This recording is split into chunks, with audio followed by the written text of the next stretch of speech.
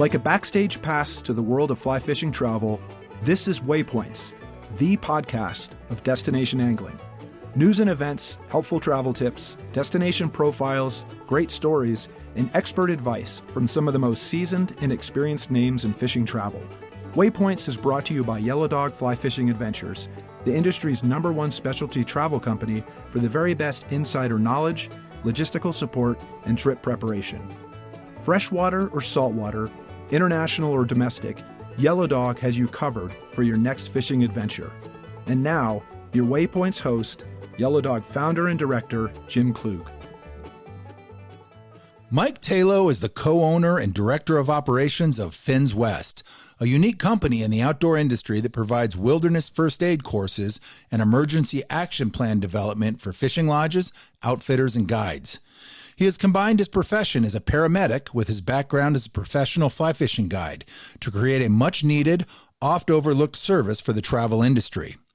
Tayloe joined us on an early episode of Waypoints 4 years ago, and he's back today to discuss how we, as traveling anglers, can better prepare for emergency medical situations and avoid accidents and emergencies when traveling.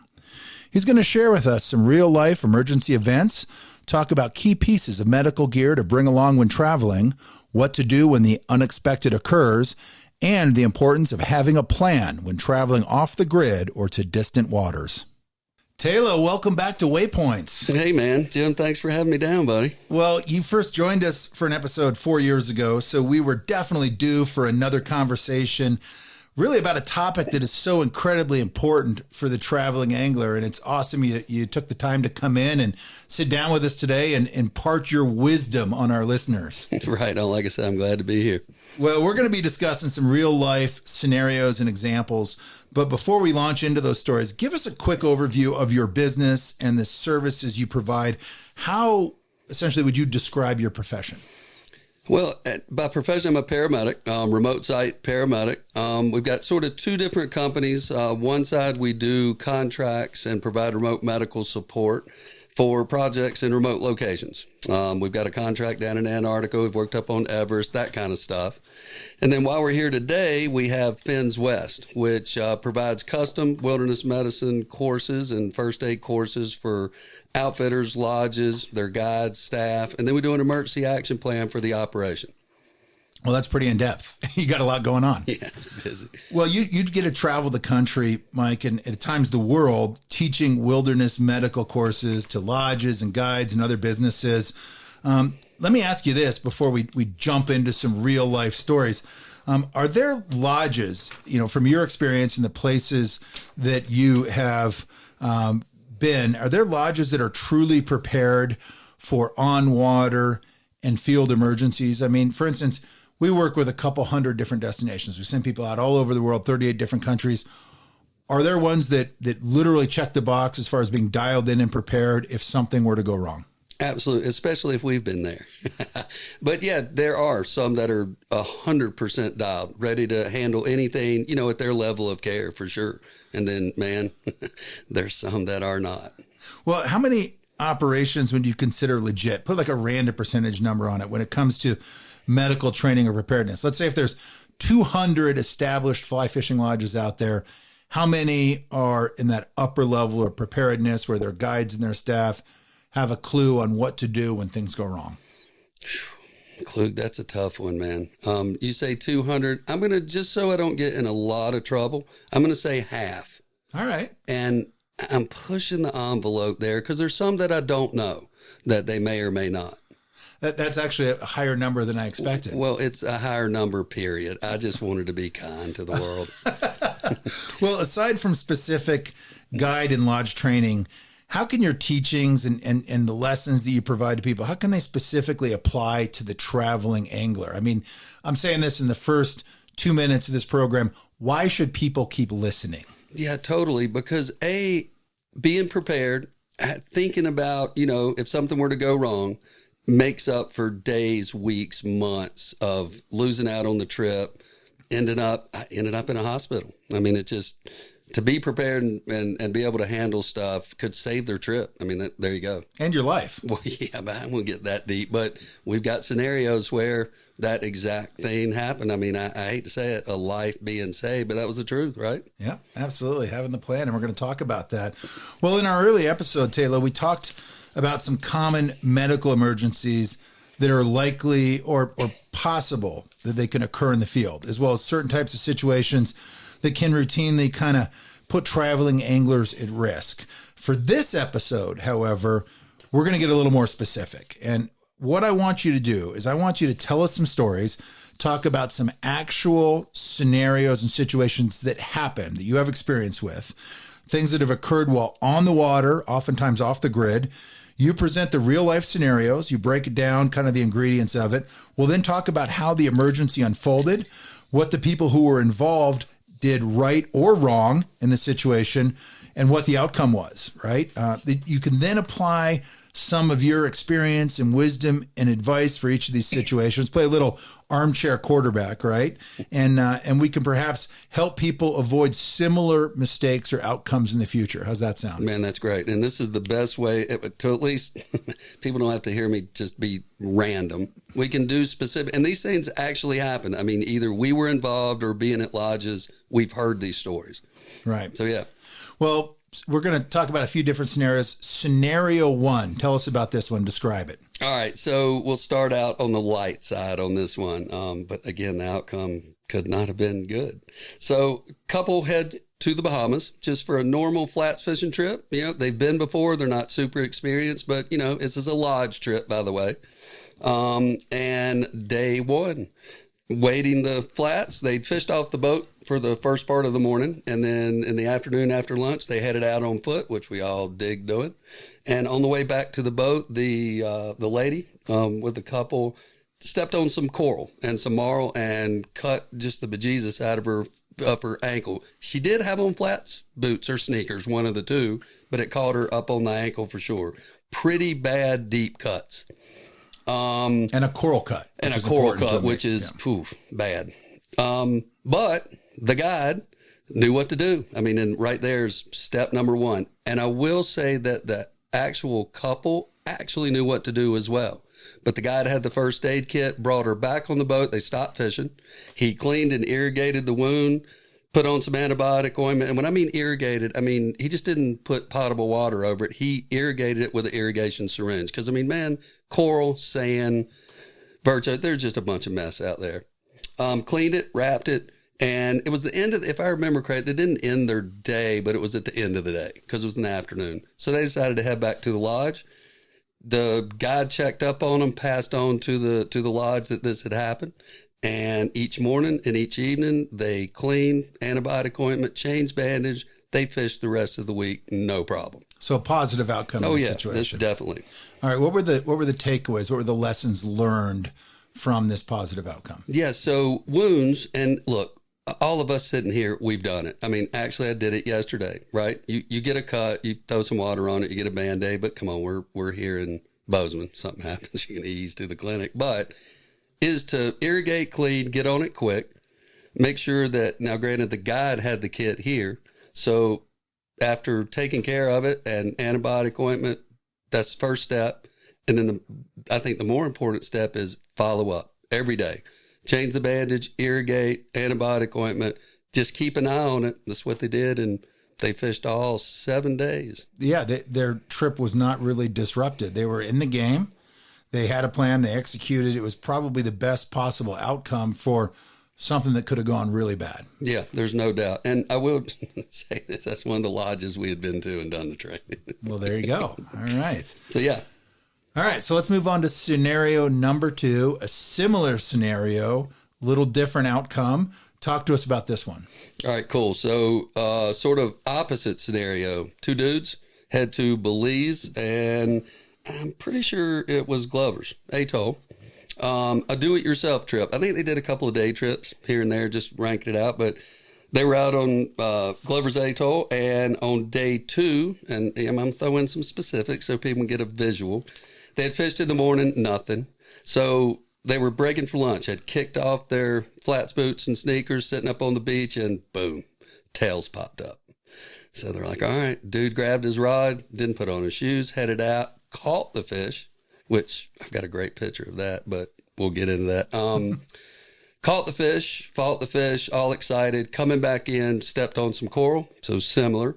Cut his foot pretty bad, but here's the catch. Not as bad as the lady we just talked about. And remember, I've seen pictures, heard these stories. They were stoked, walked back to whatever, cabana, tent, I don't know, underneath a picnic table, wherever they were living. Dude took a shower that night. Said he didn't do nothing. He took a shower, put a Band-Aid on it, which didn't stick. It was on the bottom of his foot. Carried on, that evening, threw on flip-flops, headed out. Cool, which people do. Woke up the next morning and red. Little sore, no biggie, threw some water on it. They didn't have first aid kit. Okay, point number one. I think they had some Band-Aids, they said, in like their DOP kit. And just went about the business. That's day 2 of this thing. Day 3, this thing is now red, pussy, sore, hurt. And end of day 3, they now had to get to a clinic. And they roll up to this clinic and we're day 4. No, I'm sorry. We're day 4. And this thing's infected. Not going to get into what it was, but infected pretty bad. Ended the trip. Red streaks up the leg. Man, great. I wish this was a podcast where we could show pictures. Red streaks up and it happened pretty quick in a 24-hour time. That was it. They were done. He couldn't bear weight. They stayed. They didn't no medevac, but that was it. He couldn't put his shoes back on. He was on antibiotics. So, yeah, not a good outcome for these cats. And the point being that after a couple of days of fishing, this seemingly minor cut on the bottom of the foot, but again, from coral, ended the trip. They're done. Disrupted the whole thing. Yeah, totally. And other dude was fine, but now his buddy couldn't walk and they were done. So lessons learned. What went wrong in this scenario? What did they do that was all wrong? Yeah. So if we just look back to the first scenario, right? So they didn't do anything that those folks did, guide or no guide, right? Didn't have an appropriate first aid kit. Didn't take a little bit of time to clean the wound. Bandaged it up. It was on the bottom of the foot. So let's bandage it up so we can put a flip-flop on. Kind of chill. Check it the next day. Clean it again. No antibiotic therapy. Ointment. Right. And that was it. It started. And look, saltwater infections, especially from coral and everything in there, it goes quick. Yeah. So, yeah. And so lessons learned, first aid kit, clean it, stay on top of it. And I can't see into the future, but I'm pretty sure dude would have been fishing day 3. Yeah. Had done it right. Yeah. All right. Well, let's change the page. Let's talk about a third scenario. Let's get a little more serious here. Talk to us about this one. All right. We're going to ramp it up for gnarly. Again, I guess we could throw that this is a good outcome. And I want to be clear at this. Accidents do happen. I think everybody's cool with that. This scenario, 2 professional, I guess is the word. 2 guides out on a day on the flats boat in Florida. And they were in the backcountry and went fishing, came back to the skiff. Tide had dropped just a little bit, right? And again, these are captains. Guides have been guiding for a while. So they needed to get the skiff off this little sand mound that they spaced while they were fishing. Started the motor. First, the guy that was in the water pushed the boat. From the back. From the back, yeah. It's in the back, in the stern. I take that back. The dude in the boat did not start the motor. He just bumped him forward. Motor not started because, they're not idiots. The guy in the water went 90 degrees to the boat, about 20 yards. So that's pretty safe, 90 degrees. Other dude cranked the boat up to see if they could, blow out where they were. And when he went to put his safety lanyard on, which there you go, that shows you doing the right thing. He's looking down, trying to clip it to his shorts. Yeah, no, not even that. He just got it to go clip it, and it was wrapped around the throttle. So when he pulled it, the throttle went into reverse. When that happens on an outboard motor, the motor turned 90 degrees and went straight for dude. So they did everything right except for that one simple mistake. True accident. Well, dude, the guy got hit by the prop. The guy standing in the water pushing the boat. Oh, yeah. From knee down to cap, just ripped his leg wide open. Like a can opener. Oh, just boom, bad. I got pictures of that, too. So it was bad. Severe bleeding. Dude screaming in the water, but he was in, say, knee deep water, right? So it wasn't like they were, So guy in the boat killed the motor, checked out what was going on. He actually, because they had floated, because now that boat just ripped 100 miles an hour, popped off staked the boat out, and this is going to be important here in a minute. Before he jumped out of the boat, shut the motor off, pulled the push pole, staked it out so the boat wouldn't go anywhere, hopped out, grabbed the first aid kit, in the water, applied the tourniquet, put the dude in the boat, and called 911, not Channel 16. That's going to be important too, but he picked up his cell phone, called 911, got with the dispatcher, plan was made, and then they rendezvoused with the Sheriff Marine Unit, and other than the injury itself, man, things turned out okay. But a severe enough injury, I mean, had they not had comms, had they not known where to go, had they not had that medical kit, guy could have bled to death. There's he would have died. I mean, I've seen the pictures. I talked to him. I'm not going to say names. I talked to him. I mean, and just looking at it, and then the follow-up afterwards with, obviously, the ER and the trauma guys, he would have died. So lessons learned on this situation. Oof. So obviously we described this was a legit mistake, right? I mean, we could go into, well, he should have looked at the kill cord before he put it on and blah, blah, blah, but we won't go there. I mean, that's just an accident. But lessons learned. The dudes knew where they were. They knew what to do. They had the first aid kit. The guy in the boat, before going ape shit crazy and just jumping out of the boat, shut the boat down, staked the boat out. I mean, to me, when they told me that, I was giddy, because that's part of the plan. Don't let the boat go away. Don't be another patient. Stake the boat out, put the tourniquet on in the water, right? Didn't even hesitate. Put it on in the water, took a deep breath, knew, when I say this, how to get the guy in the boat. That's huge. Like when we do these courses and we do a scenario about we got to get somebody from water to the boat, everybody's like, shit, never thought of that. And there's a proper way to do that. Yeah. You can come up and do it. I get it. But there's ways, once you've been shown or told, you're like, all right, cool, I'll pack that away and hope I never have to do it. And I'm not talking about at the sandbar. I'm talking about somebody that just got ripped by a prop on their leg, right? And then he knew that 16 wasn't going to do him any good. He had cell service. He knew he had cell service. He dialed 911, knew exactly where he was. They made a plan. It went right. Yeah. Other than his leg. Yeah, I mean, there's some healing process, but he lived. Yeah, totally. Yeah. Well, good outcome on that one. All right, scenario 4. Talk to us about this one. Okay. We're going to change from the salt water to the fresh water now. Yeah, totally. I had a great one that didn't go well, but we just weren't going to talk about this one because it's known, okay. Right? I think people would have known. We're not going to name names. No, yeah. But they would have known. All right, similar though. I'm trying to keep them similar as we can. So this is a backcountry trip, a walkway trip. Two buddies. One's a local, had an out of town buddy with him.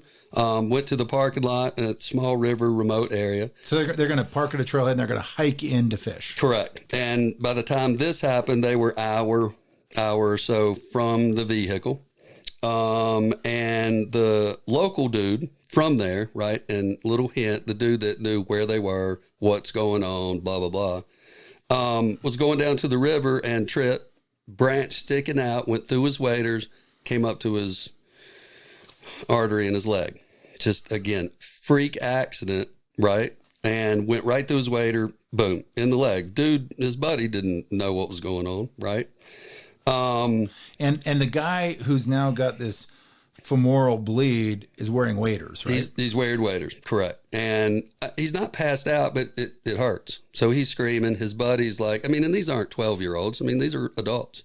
But his buddy's not panicking because he's not seeing a lot of blood because it's all inside the waders. Well, I think his buddy's not panicking because I just think he's batshit scared to death. I mean, because it's obvious, again, we have pictures. And I know somebody's going to write in on the comments, dude, how are these people taking pictures? Man, people take pictures of everything. So, yeah, they didn't know. Poked him in the leg. The guy said, man, this hurts, whatever. I don't know what they said. But it was determined after a while, once they sort of sussed out the situation, there was panic, actually. That the guy said, man, I think I'm bleeding into my waders. Dude, how are we going to get these waders off? So right there was like no forethought of how we get waders off in an injury. So yeah, finally got the waders off. I mean, and I don't remember if they dumped the boots and pulled it or they cut it. I don't remember. It doesn't matter. But I know that process took a long time because they didn't even recognize what was going on. Pulled the waders off. Dude was bleeding bad. Let me back up. I'm not 100% sure it was arterial, but looking back, because we kind of follow up, I've chose ones where I knew kind of what went on, because we'll see what the guy did. If it was true arterial, I'm not sure what he did would have worked. But again, I'm playing armchair quarterback. Anyway, sorry, not to be confusing. They did not have a first aid kit. Nothing. No kit at all. Not a thing. Not one thing. So what the dude did, watching some, I don't know, Bear Grylls mess, took a wader belt and started with that first. Man, wader belts are elastic, right? So he couldn't get it cinched down, but eventually did. So sort of stabilized there. But here's the thing. The dude didn't know where. I mean, there was a trail, but they were in the backcountry. The non-injured guy is from out of town. Correct. He didn't pay attention where he was going. He's just following his buddy. He doesn't know where he is. Right. Okay. But just to give this dude a little credit, I mean, it wasn't like, they rappelled down in this canyon. But what had just happened is he just put a tourniquet on his buddy. And now he's freaking out, right? I'm not talking about screaming and hollering and running around in circles. He's just mentally, holy shit, man. I just had to put a tourniquet on like twice because the first one didn't work.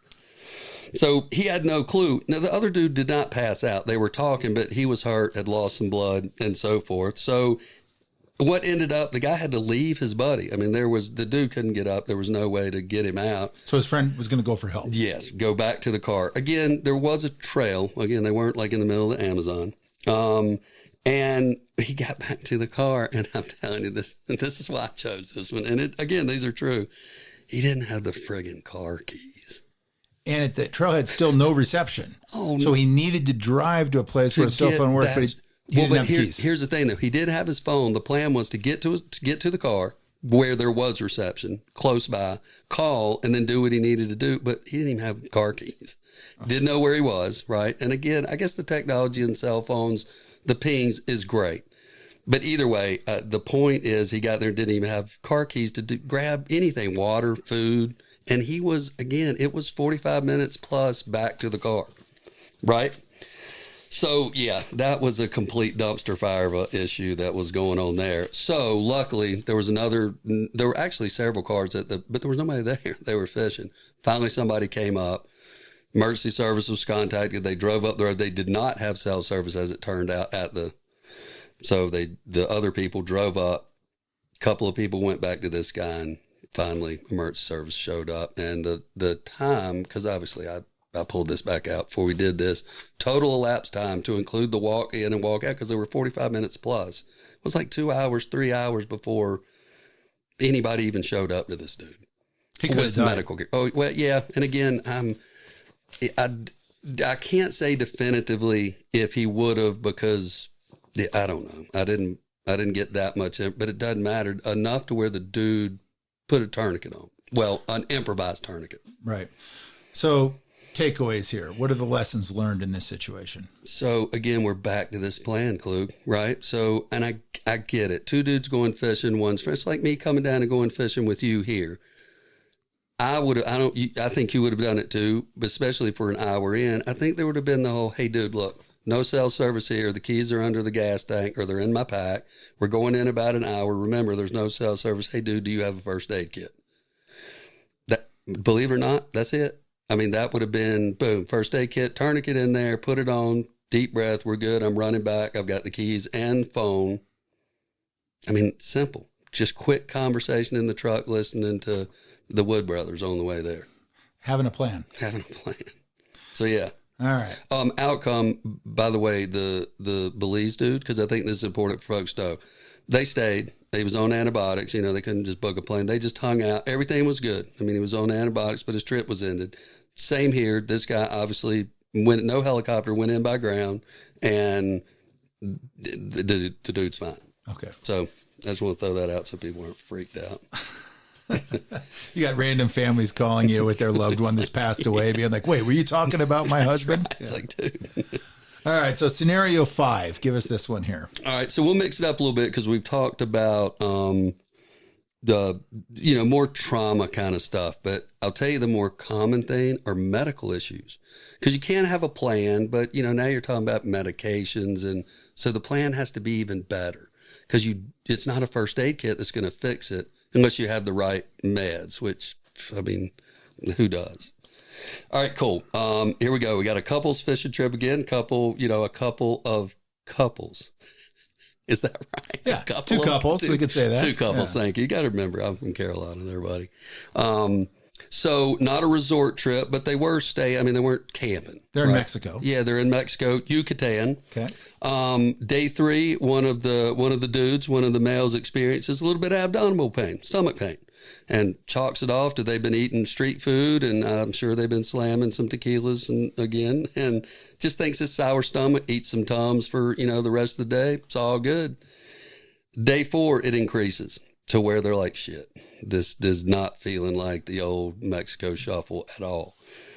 Symptoms were getting worse. So obviously where they were, there's no immediate medical support, and we can describe where they were, but there's nothing there. We've all been there. It's not important. You just know you're in a small village a couple hours away from any kind of medical. Oh, yeah, there was no, and I'm not even talking about a witch doctor. There was nothing there, right? So they said, all right, we need to go. So now they had to wrangle up this plan to get 2 hours away to and I'm doing a air quote sign, clinic. They're like, all right, cool. We're heading to a clinic. They get there. No, man. I mean, it's a clinic, but Mexico's a cinder block building with, I guess, an equivalent to a nurse, but not really. Does the evaluation, but says the important thing, no doctor. Oh yeah, no. I mean, this was I think the nurse gave him Tums, but said, you got to go. You got to go to the big boys. So they're like, shit. And it was severe at this point. I mean, bad pain. Cripplingly pain. Yeah. The dude, he wasn't going to get into a Yukon and drive up there with these people. So a 3-hour drive by ambulance, and dude, there was no paramedics, no advanced care on this ambulance. So it's like a taxi. Like the nurse, just jumped in a bumpy ride, and this dude's in pain. I mean, so they get to the hospital, and where there is legit medical care, they determined that this is an operative procedure. This dude needed to get his go under the knife. Appendix. Bad, and a bad one at that point. That's it. Okay. So they're in Mexico, but again, additional 3-hour transport for the surgery. So now we're moving to like resort town medical type stuff. It was a 3-hour transport from there. And it was, they were like, dude, we can't do this anymore. We're going to bring a bird in. And they're like, bird, what? So that was so they couldn't navigate that. Like insurance, are you kidding me? Blue Cross Blue Shield, a helicopter in the Yucatan. Mm-mm. So again, they engaged. He got there. Everything's cool. Here's the follow-up, not lessons learned. He got the procedure done. Everything's good. Trip's over, right? Of course. Now he's got to get back home. So the outcome after all of that is that it's probably drawn out and expensive at that point. Yeah. And look, the first part of that, probably on the lessons learned, even if they had a plan, that was still going to happen. But everything that followed, zero plan. None. It took longer than it should have. There were more steps involved, and he probably maxed out his visa when it was all said and done, just dealing with this and the whole process home. Oh, yeah. And look, I can throw this out. I don't know if it's relevant, but it is. These people had like a silver visa. Do you know what I mean? They had the means, even though it was a dumpster fire, they had the means to get it done. And just think people down there that don't have the means. Yeah. I mean, just to whip out a card and say, just make this happen. They didn't. So, yeah. So lessons learned. Give us some takeaways on this one. All right, cool. And again, we know this situation. There was absolutely no plan. And these are they're like dirt bags. I mean, these are people like us. I mean, they had an opportunity to make a plan. Just normal middle class or middle-aged, middle-class folks. They didn't have a plan, zero.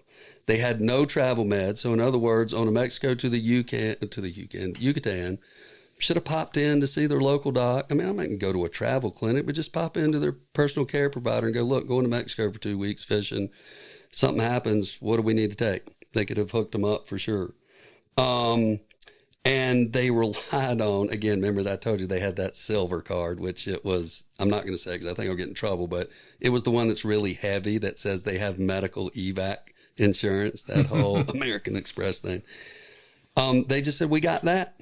I mean, that's great. It says in the fine print, we provide, medical. Yeah, there was zero help. Yeah. And it's worth noting, not to get too deep on that topic, but a lot of times, and people don't realize this, they look at their credit card benefits. It says, yeah, we provide medevac in the case of a travel emergency. Almost every time it's medevac from a major city or a major hospital. That's right. If you're out in the boonies, if you're off the grid, if you are way down in some village 5 hours from a major city, international airport, i.e. big hospital, none of that is covered until you get to that big city. That's right.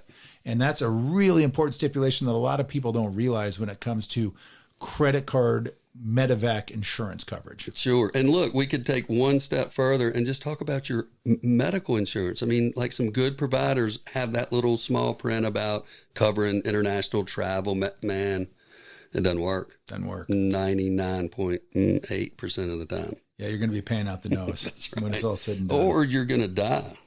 Yeah, well, that person survived, but Yeah. it was not cheap and it was not easy, and it could have been a lot more streamlined for sure. Totally. All right. Scenario 6. I think we're done with scenarios, aren't we? No, we're going to head right to this one, and this is going to be my favorite. So, of course, this was the one we just talked about was a bad outcome. Klug, you have a personal scenario incident we can talk about. Tell us about it. You're going to make me tell this story? I am, and we'll break it down, and I will hammer it, even though this had a great outcome. Let's hear it. All right. So this is a story that happened several years ago. It was in the middle of the jungle in Bolivia. We were down with our good friends fishing out of the Samani area with untamed angling. We chose to do an exploratory, major upriver multi-day trip where we left the lodge. We went upriver in kind of a cayuga, which is like a 30-foot dugout wooden canoe that's 30 feet long and it's about 24 inches wide. So you're all sitting single file. There's 5 people. There's 2 Somali indigenous guides that are the boatmen, and they basically pull the boat with like a 25-foot mangrove type pole. And they're pushing the boat off the rocks as you're going up and down the current. There's an Argentine fishing guide. And then there's my buddy Chris and I. So there's 5 of us in this boat. We go all the way upriver, probably 30 miles upriver. So give me a time. How far up? So it took us several days to get up there. Oh, yeah. Yeah. And so we're camping and we're fishing our way up, and then we start fishing our way back. And we finally are on the last day before we're headed back to the lodge. And we're in this boat. 8 hours to the lodge at this point? Probably more like 4 hours because it's late in the day. So we had been coming downriver. Now we're just getting back to the lodge. And what would happen is you'd be in these calm sections, and they have a little outboard on the back of this cayuga, this wooden dugout, and they would run it through the flat sections. Then they would get to these rapid sections, and they would shut the motor off, and that's when the 2 Somali Indians would kick into action. One would be on the bow, one would be on the stern, and they had these giant 20-foot push poles, probably about 3 inches in diameter. And as the boat would shoot through these rapid sections and these currents, these guys are basically using the push poles on either side to just keep you off the rocks and keep you in the main current so you're flowing down. So one of the Indians is in the front on the bow. I'm sitting right behind him. Fishing guide's in the middle. My buddy's behind him. Then the last Indian guide is on the stern. So 5 of us, single file. Both of them with a pole, pushing off rocks. Bow and stern, front and back with a pole. So the guy in the front of the boat, we're shooting through this rapid section, big rocks on both sides, fast current. He pushes off the rocks, and the pole gets wedged in the rocks. Now, he needs this pole to navigate the boat. So rather than saying, pole stuck, I can't get it out, and letting it go, he holds on to it, and he keeps trying to force it out of the rocks. Well, meanwhile, the boat's moving down the current pretty quickly. He's holding on to it, and this thing loads up and bends like a bow. Oh, yeah. And it gets to the point where he can no longer hold it, and it slips out of his hands and comes shooting back. Now I'm, looking at parrots or looking at the trees or whatever. I'm not even paying attention. It's like someone took a baseball bat with a full swing. It came shooting back. I'm sitting on that front seat. It hits me across the bridge of the nose, across both eyes, and it hits with such force that it knocks me out of the boat into the white water, and I'm done. I'm out. I'm completely unconscious. Best story ever. And the next thing I know, I'm coming to on the bank of the river. I feel like someone has jabbed a knife into my right eye. Now, what I didn't know is I went into the white water. I'm unconscious. Fast moving water. The Argentine guide jumps in. They get the boat over to the side. He pulls me out of the water, drags me up onto the bank. I'm completely unconscious. When I do come to, we've now got a serious issue. I've got, broken eye socket, broken nose, cracked skull, and my right eye, it hit on the orbital part of the eye, and it caved the eye in. And not only am I in excruciating pain, but I'm blind. I'm blind in both eyes because the trauma that it hit with such force that I lost my sight. Yeah, and swelling, right? Oh, immediately. I've seen pictures. It was insane. It was as you said earlier, everybody takes pictures, yeah, right? I've got pictures. Yeah. So there were pictures. But we are now on the side of the river. It's getting dark. We're still probably 4 miles from camp. 4 hours by water. Yeah. And things are serious. And we've got a major trauma situation at this point. And I remember, aside from the excruciating pain, that when I look back on this, the first thought I had was literally, are you effing kidding me? Like, these are the stories I hear from you. These are the stories that happen to other people. I'm in this industry. I've been all over the world. I've done crazy stuff. This doesn't happen to me, right? And dude, this is bad. I mean, this is bad. It's serious. Bad. It's serious. At this point, and I have to give props to that team that was there. I'm with my buddy Chris, who's from Bozeman here. He's one of the most level-headed guys I've ever traveled with, just rock solid. One thing, and we had discussed this ahead of time. He knows I always have a sat phone in my kit, no matter where I go. We keep a basic first aid kit with us. And he jumped into action. By the time I woke up, he already had that sat phone out. He had called Global Rescue. They had quickly patched him through to an eye trauma specialist at Johns Hopkins. And he's triaging, assessing the situation as I'm finally regaining consciousness, already diagnosing it and talking to an expert on the sat phone who's now telling him what the next steps are. So look, let me ask you a quick, I mean, obviously I know the answer, but the people out there don't. Prior to getting kicked to calling GR or on the phone with GR, didn't they also sort of walk him through sort of the assessment to make sure, not just your eye, but sort of walk through to make sure everything was good, you were breathing, how to stabilize. Is he out of the water? That's right. Does he have a pulse? Yeah, they go through the whole deal. It's like, we're going to get to the eye injury in a second. Right. But is his airway clear? That's right. Is he breathing? Is he conscious now? And so, they go through the whole step. And again, I can't think of a better person to have on that than Fernando, the guide, and Chris, my buddy, who was with us, because he's just, again, he's rock solid. Yeah. And so he's doing this, and we've got a problem, right? We're still pretty far from camp. It's getting dark. We've got a severe situation. But he knew what to do. And we're in comms immediately because we had that option. And from there on, it was just following directives. Sure. I mean, dude, of all the scenarios and all that's about and as you know, we had just started. When was that? This is about 7 years ago. So a little bit before, I remember when this went down, and I asked, I said, dude, can I use this scenario in teaching? Because, man, this is the epitome of remote trauma stabilization. It's the best. At your expense, I'm sorry, but yeah. So I'm glad I could help. Yeah, and man, that could have gone so sideways. Oh, I mean, like, I'm not just talking about your eyesight. I mean, the concussion that I was dealing with, the broken bones in the face, and completely blind, by the way. Well, that's had right. Lost vision in both eyes. And we still had to get back to camp, and that was just to the lodge. Right. And then we had to work on the evac plan, which was a multi-step, flying in a horrific rainstorm to get back to Santa Cruz, the hospital in Santa Cruz, then a medical evac from Santa Cruz, Bolivia, back to Miami, which is where Global Rescue was incredible. And we do thousands and thousands of trips a year. We talk to people about the importance of global rescue and having a medevac plan. And people ask me, they're like, well, I mean, are they really legit? Do they do what they say they're going to do? Well, they come through and I'm like, tell you a story. Yeah, let me tell you a story. Or better yet, look at this picture. Yeah, as a matter of fact, yes, they do. That's right. And that was it. I mean, it was, as you said, Tayloe, it was as bad as it could have been in the worst possible place for it to happen. But because of those connections and having that plan, having global rescue in your corner, having a fishing companion and a fishing guide who had discussed, emergency type scenarios, having that sat phone, having that first aid, field medical kit with us, best possible outcome. That's right. And it's imperative. I mean, especially where you were, but I'm going to tell you that some people are not prepared. I don't know how to word it, but even in that situation, I mean, you would think, my God, we're in the middle of nowhere. We're 3 days up a river. Do we have a plan? But yeah, man, that's great.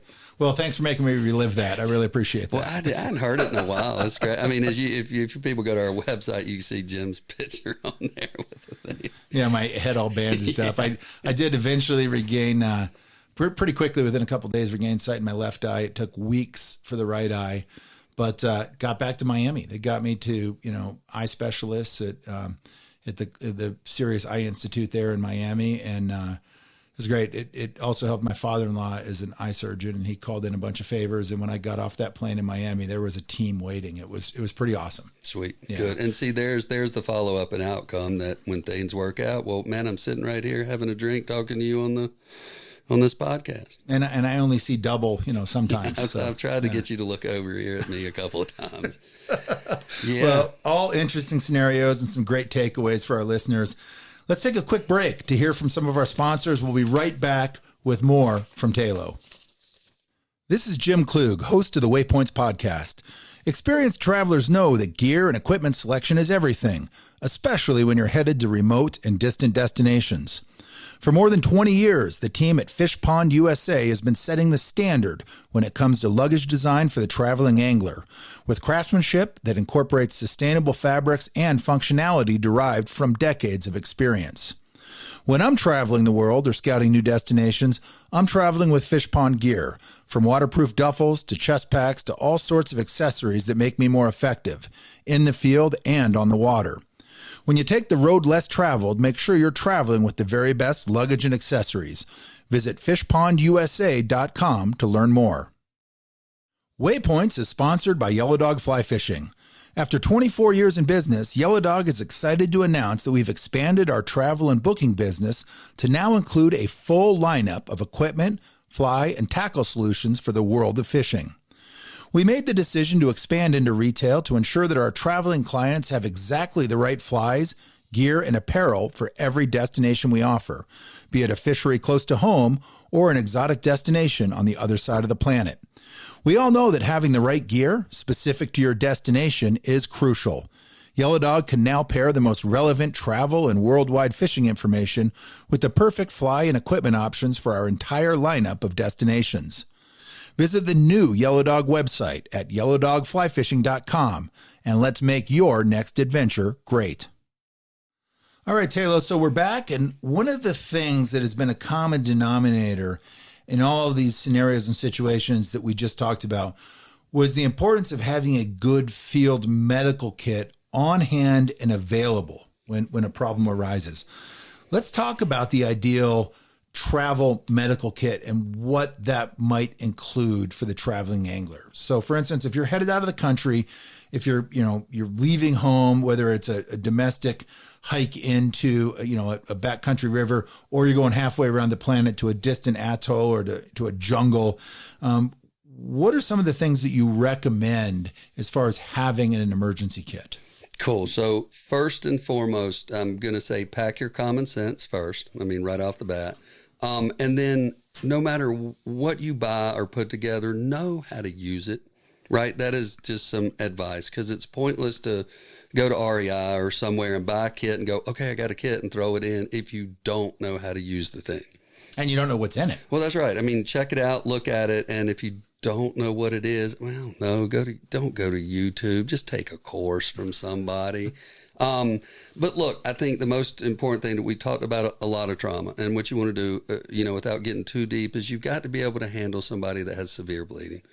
So you got to know how to manage it. So a tourniquet is hands down, you don't leave home without it, and please God know how to use it, right? And it's pretty straightforward. So you need that type of stuff to be able to control bleeding for sure. Outside of the trauma stuff, as we've learned, day-to-day care, a small cut, wading on the flats. So carry some wound care stuff. You got to be able to irrigate a wound, take care of it over multiple days, be able to bandage it up over multiple days. So that's kind of your next little module. And then when we talk about meds, of course, if you're going to do a little backcountry hike, around Bozeman or out you don't need to go see your doc. But if you're going further afield, pop in and see your doc or your care provider and get something for pain. If you're going deep, like these folks in the Yucatan, get some antibiotics. Simple antibiotics. They're simple to explain from the doc, just not complicated, that you can pop and then get the medical care. If you're going to India to go golden monsieur fishing, maybe bring some Cipro. Oh, yeah, totally. Well, and I mean, when you're going that deep, you should roll into a travel clinic or go see your doc and have a list of things. But just normal stuff, pain makes things 10 times worse. If you can control some pain, have some pain meds, and then, of course, your antibiotics and your daily stuff, stomach aches, just your diarrhea, your normal kind of stuff you have at home. So have a kit. That's step one, have the right kit. Right. But 2, know what's in it. And 3, know how to utilize what's in that kit. That's so important. 100%. And you said it. That's step 1. That, if nothing else, do that. But if you really want to be dialed in and ready, and this is super applicable for destination anglers that really like to get off the grid. You said it a moment ago, take a class, take a course, so you at least have some knowledge to fall back on. You have a little bit of a comfort level. You probably won't ever need to deploy that knowledge, but if you do, you got it. You got it. And listen, I'm going to add to that. I don't care if you're not going abroad. Just go take I don't care what you take, a one-day first aid CPR class. You can take more legitimate courses, but just that one day adds to the planned bank 100%. Just go do it. Take a Saturday to go rip a course, and you're going to know the major stuff. Let's say you're fishing with a buddy who's injured. Let's say you are on the river in the backcountry, you come across a trauma scene or a medical situation. Give us some advice on how you keep an injured person calm during an intense medical situation. Yeah, that's easy. You just need to keep your shit together. That's it. And people do it. Even the least likely folks can just, if they keep it together, everything goes a lot better, right? And to add to that, how do you keep it together? Take a course. Because you feel confident. You may not know everything, but at least it's not the first time you've seen this. Even in a scenario, you got this mental snapshot, but just keep calm and just deep breath. When you're calm, it helps the victim. That's right. Stay calm. It's a big factor. Yeah, huge. No doubt about it. Well, where can people go to get up to date and accurate information, Tayloe, on current health risks in other countries, things they need to be thinking about? And yeah, we talked about the trauma situation. We also talked about, the med situation. If you want to, bring certain prescription medications or whatever, how can they find this information before they travel? Sure. And again, the catch-all, love it or hate it, I don't care. CDC. And it's not that the CDC is cranking this information out, but it's a catch-all. So you can go to the CDC and look at the State Department. You can bring down USA Medical drop down, where it talks about where the hospitals are, and then even to the security level. So again, it's a clearinghouse. It's not them making the deal. And then, as we all know, you have a GR membership, man, you've got the app. You click on anything you want to know about where you're going, from hospitals to security threats to all that stuff. It's with that as well. It sounds like we're plugging them, but we should. Well, we should. And Global Rescue is a good one.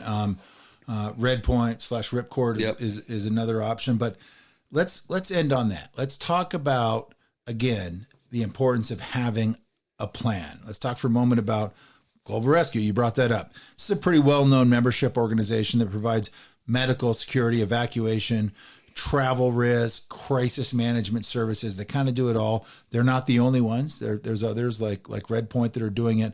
But you and I have both been affiliated with and worked with Global Rescue specifically for years. Given our listeners kind of your take on the value of having this type of coverage when traveling. Yeah, you can't put a value on it. Right. I mean, the cost to begin with it's legit. I mean, it's not what people think when you talk to them. I mean, but regardless of the cost. I mean, let's say you're going away, you get a 10-day coverage policy. It's probably a couple $100s. Yeah, totally. Yeah. And a year, I mean, again, I think a year is not more than a couple of $300. Yeah, I mean, for it's an annual membership. Absolutely. Yeah. Obviously with some, I don't know, we don't read the fine print, but it's part of the plan. It's not the plan. But again, if you have comms with this type of membership service, such as GR, man, when shit goes sideways, you just dial a number and everything, look, nothing goes perfect, but there's somebody on the other end that now goes from point A till you get home and brings you back, gets in touch with hospitals along the way. Again, I didn't come out here to Montana without a policy in place. And I think in the fine print, it says that if you're something like 150 miles away from home, and don't quote me on that, but it's something like that, you're covered. That's right. I mean, like I said, and I'm being dead serious. Well, you don't have to be in the middle of the Amazon. No. It can be the backcountry of your state, 150 miles away. That's right. And they will show up and cover. That's right. Or somebody will show up and cover. But again, I was dead serious. I mean, I just came from the Outer Banks of North Carolina to Montana. My policy's in place. Yeah. Right. And I'm just sitting here in your house. And I will tell you, and we don't know what could go wrong there. I'm glad I did, right. Anything could happen. Right. But that's just part of the plan. We talked about a plan. We spend hours and hours researching where we're going to fish. I mean, what we're going to bring, what lines, flies, hours. Spend 20 minutes on the sort of medical safety. I don't know if that's the right word, but just if the shit hits the fan, what are we going to do? What's your eventuality plan? That's right. I mean, something happens. We got a kit, check. Man, where is a close clinic where we're going? Ooh, and I'm not talking about, it doesn't have to be Belize, Honduras. It can be Bozeman, or not Bozeman, but you go fishing in Yellowstone. Do we have cell service when we get there? Just have a plan. Yeah, really good advice. I will end on this. That Global Rescue policy that probably cost me a couple $100 for that Bolivia trip. Oh, yeah. Between all the medevac flights, getting back to the States, the MedJet flight back there, had that bill fallen on my lap, it could have been a couple $100,000. Oh, easy. I think more, actually. Yeah. And I think it, in the end, cost me $200 to get back to Miami. Yeah. Pretty amazing. Yeah, well, man. Good stuff. As always, it's so great to have you on the program. Your wisdom is invaluable. I know it's helpful to our listeners. Where can people contact you personally, Tayloe, learn more about your wilderness medicine courses and your consulting services? Cool. FinnsWest.com is the easiest place, and that's what I check the most. So that's FINNSWEST.com. This has been good. Thank you. Dude, thanks for having me, man. I'm glad that when I'm out here in Montana, I can stop by and have not guac, by the way. No guacamole. Yeah. Thanks for dinner. Glad to be here. All right, buddy. Thanks. Thank you, man. Well, that is it for this latest episode of Waypoints, the podcast that is 100% dedicated to travel and the search for adventure. Be sure to visit yellowdogflyfishing.com to plan and research your next fishing trip, source gear, equipment, and flies for your next destination, and stay up to date on the latest travel news and developments. Join us for our next episode, and remember, life is short and no one ever regretted a life of adventure. This has been another episode of Waypoints, the podcast of fly fishing travel and adventure angling. Waypoints is produced by Brian Gregson, with music provided by the Steep Canyon Rangers.